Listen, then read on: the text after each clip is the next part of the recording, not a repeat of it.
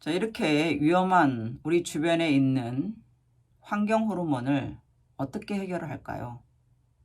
먼저 프탈레이트는 집안에 먼지에 많이 있다라고 합니다. 그래서 환기를 시키는 게 중요하겠는데요. 환기는 겨울철, 여름철이나 다른 때는 그래도 자주 시킬 테니까 겨울철 환기만 이야기를 하면 20분입니다. 하루에. 그래서 10분씩 2번 정도가 좋지 않을까 싶어요. 내 시간은 오전 10시부터 오후 4시 사이에 좀 따뜻할 때 2번 정도 열어서 환기시키면 좋겠고요. 그 다음에 청소를 할 때 청소기를 사용하지 않고요. 먼저 분무기에 물을 뿌려가지고 공중에 물을 뿌리고 난 후에 걸레로 청소를 하는 거.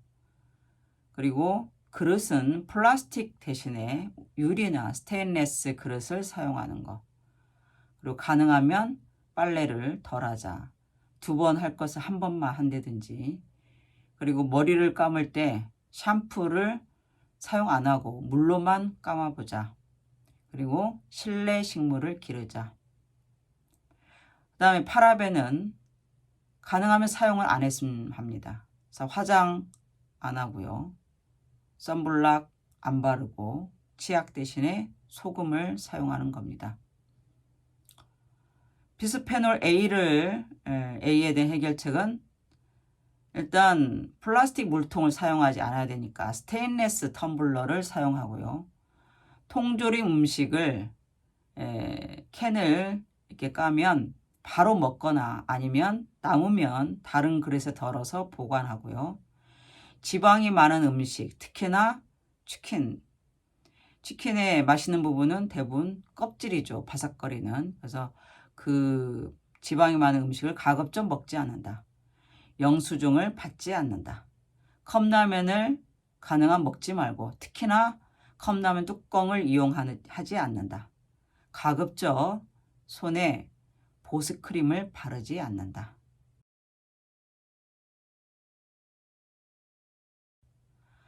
그 다음에 나머지 DET, 퍼메트린은 우리가 살충제를 쓸 일은 농부가 아니면 별로 없기 때문에 모기 기피제에 대한 대안을 이야기를 하면 계피 스틱에 소주를 넣어서 이 모기 기피제를 만들 수 있습니다. 이렇게 만들면 얼굴에 뿌려도 상관이 없습니다. 그 다음에 과불 화합물, 이것은 코팅이 벗겨진 프라이팬을 교체를 하는 건 과불 화합물은 코팅이 벗겨진 프라이팬에서 나오는 건데요. 대표적인 게 테팔 프라이팬입니다. 이 테팔 프라이팬을 선전했을 때 그 생각을 해보면 생선을 구울 때 편리하다고 이렇게 선전했었는데 그렇게 편리하게 한 그 부분이 바로 과불화합물로 칠해진 거라고 합니다. 그 다음에 이 코팅이 안 벗겨져도 최대 3년 이내에는 교체를 해야 된다고 하고요. 그래서 가능하면 스테인리스나 무쇠로 된 프라이팬을 사용을 하는 게 좋겠다. 그 다음에 노닐페놀이나 옥티페놀은 가능하면 사용하지 말자. 그 다음에 벤조피렌은 최소한으로 구워서, 그러니까 대표적인 게 삼겹살인데요. 불향을, 그람 또 특이한 맛이 있잖아요. 근데 그렇게 먹고 싶으면 최소한으로 굽고, 다른 요리 방법으로 완전히 익히는 식으로 먹는 게 좋겠다. 그리고 채소와 함께 먹으면 벤조피렌이 상당히 없어진다라고 합니다.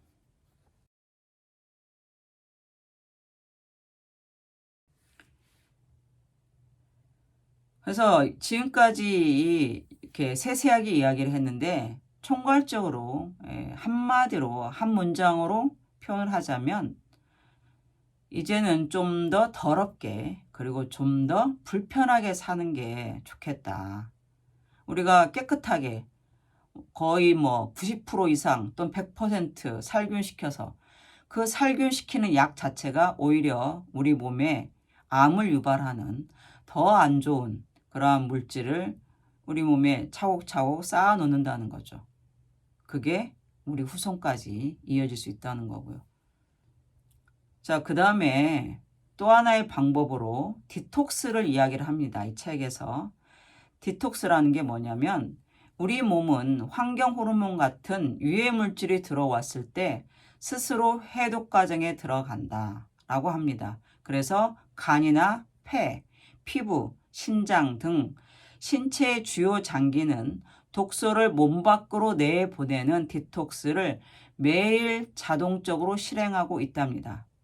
그런데 이러한 신체의 디톡스만으로는 2% 부족하다고 해요. 왜냐하면 환경 호르몬을 비롯해서 식품 오염, 환경 오염, 약물 오남용, 과다한 스트레스 등 우리 생활 주변에 각종 독소가 넘쳐나고 있기 때문에 신체 그 자율적인 자동 실행만으로는 부족하고 각자가 그 2%를 없애기 위해서 노력을 해야 되는데 그 방법은 땀 흘려서 운동하는 거, 물을 많이 마시는 거, 1.5에서 2리터를 권합니다.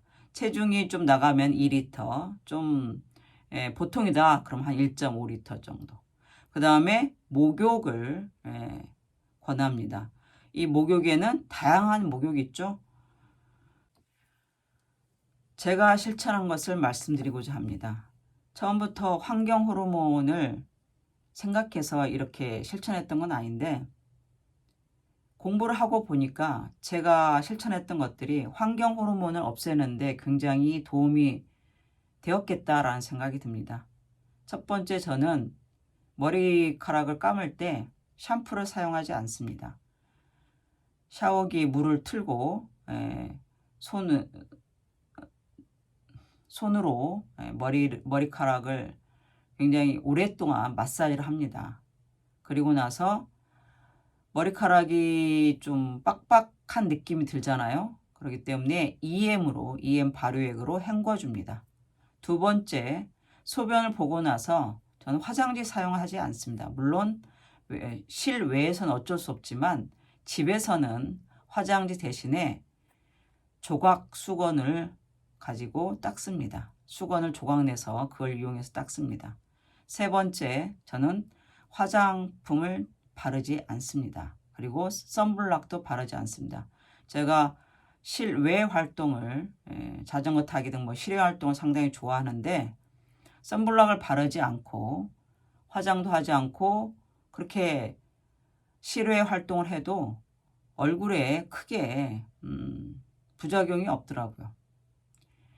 근데 그 이유가 제가 생각할 때는 평상시에 EM 발효액으로 세수를 해서 그런 게 아닌가 싶습니다. EM 발효액은 제가 찍은 영상에도 있는데요. 이건 쌀뜨물로 만듭니다. 근데 쌀뜨물에는 잘 아시겠지만 미백 효과가 있습니다. 그래서 EM 발효액에 그러한 미백 효과가 있기 때문에 그걸로 세수를 매일 하니까 이 효과를 보는 게 아닌가 싶습니다. 네 번째, 실내 식물을 기릅니다. 실내 식물은 그 방에 5%만 있어도 효과를 본다라고 합니다. 어떠한 실내 식물이 좋고 실내 식물이 어떠한 기능을 하는지는 다음 영상에서 자세히 말씀드리겠습니다. 다섯 번째, 환기를 자주 시킵니다. 여섯 번째, 저는 청소기를 거의 사용하지 않고 걸레로 청소를 합니다. 걸레로 하게 되면 네발이 되기 때문에 그래서 운동도 되고 좋더라고요.